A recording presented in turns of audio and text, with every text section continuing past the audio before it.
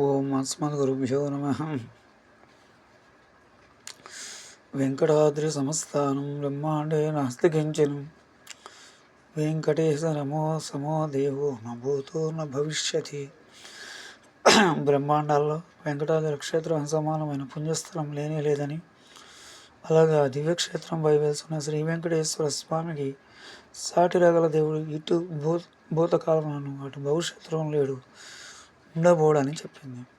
శ్రీనివాసుడు క్షేత్రం నిలిచి ఉంటానని చాలా పూర్వం ఇది దివ్యక్షేత్రంగా భాసింది. పూర్వం శ్రీమన్నారాయణుడు శ్వేతవరాహ రూపంతో అవతరించిన క్రూర రాక్షసుడైన హిరణ్యాక్షను సంహరించి తన కోరలతో భూమండలాన్ని ఉద్ధరించినాడు. తనను రక్షించినందువల్ల భూదేవి వరాహస్వామిని పతిగా వరించింది. అందుకే ఆమెతో కలిసి అక్కడ భూవరాహస్వామిగా స్థిరపడ్డాడు. ఆనాటి నుండి ఈ దివ్య స్థలం ఆది వరాహ క్షేత్రమని, భూవరాహ క్షేత్రమని ప్రసిద్ధమైన పేర్లతో పిలువబడుతుంది.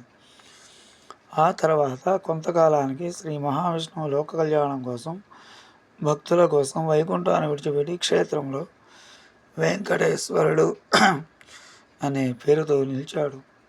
వెంకటేశ్వర స్వామి తొండమాన్ చక్రవర్తి నిర్మించిన ఆనంద నిలయంలో ప్రవేశించిన నాటి నుండి కలియుగాంతం వరకు ఈ స్వామి కోరిన వరాలు రాయడని, కలో వెంకటనాయక అని పిలిస్తే పలికే ప్రత్యక్ష దైవమని, భక్తుల పాలడు కొంగ బంగారం అని ప్రసిద్ధి పొందాడు.